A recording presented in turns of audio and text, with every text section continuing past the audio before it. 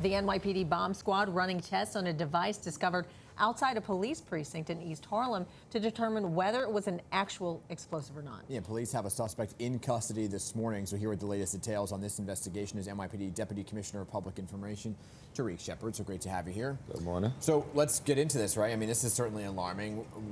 Are the results back it if we know this was in fact an explosive device? Yeah, so it was an operable device.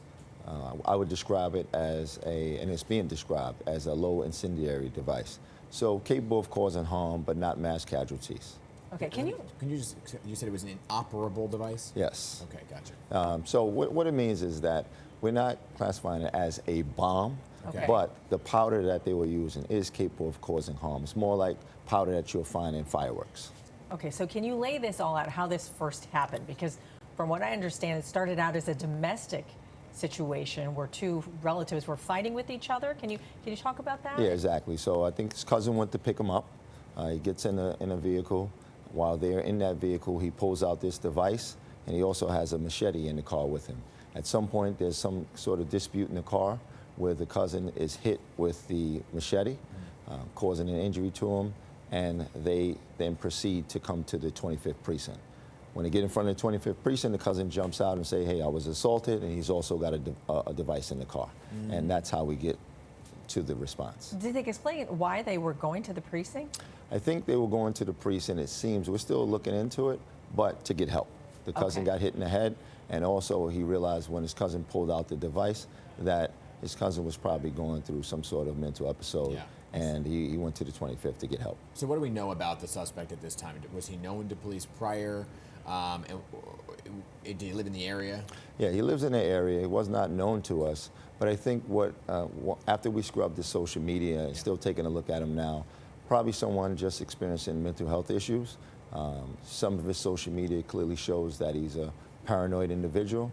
And, you know, we think he just tinkers with fireworks. When we did a search of the apartment, that search had more fireworks, some more powder residue, but a canine sweep, negative results. So we don't think at this time that he's somebody that should have been on some sort of watch list or anything like that. We just think this person going through a mental health. Or that he was targeting any location with any of those devices. We don't believe so right now, but that remains to be seen. Even if you're going through mental health issues and things like that, why are you making these devices? So we still have to look into that. Well, we'll leave no stone unturned, and we'll keep going forward. Our Intel Division, our Counterterrorism, our Detective Bureau, they'll continue to look at this. Well, thankfully, no one was seriously. Did he go under mental health screening? Did he go I know he's on his way to the hospital now. Okay. Yeah. We also wanted to ask you about the fatal shooting earlier this week in the Bronx. We know that there was surveillance video as well. Where are you with this case right now? So investigators still working it up. Obviously a tragedy. You have a man with no criminal history coming home in the wee hours and brutally shot and killed. Don't know what it's about right now, but I do know that he was a man that had a day job and working as a delivery man to make extra money at night. And anytime you see a crime like this, it's just a tragedy. You feel for the family, the wife, friends. But we have the greatest detectives in the world, and I'm pretty confident in them and knowing how they work, that they'll bring closure to this case and for this family. I want to talk about what people can expect to see starting Monday. Commuters in the subways are going to see these new detectors that can detect weapons, guns, if they're entering the subway.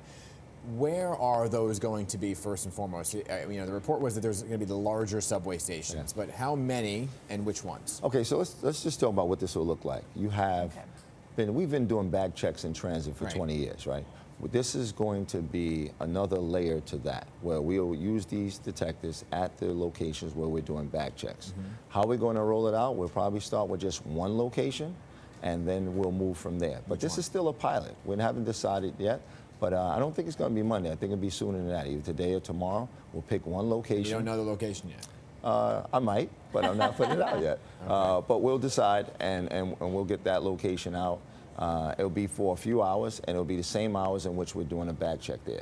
So it's not replacing our police officers or anything like that. This is just another tool in the toolbox to keep people safe. we want to make sure that we reduce the chances of people getting shot in our transit system. Let me ask you, not to put you in the hot seat. I know you said you don't, and I respect you don't want to say it. Why not though? If New Yorkers are going to see it and expect it, why not just say where it is? Well, when you really think about it, it may defeat the purpose of us trying to figure out does it work or not. So we want to just make sure that we don't put it out there just yet. It's still in this testing phase, it's still a pilot.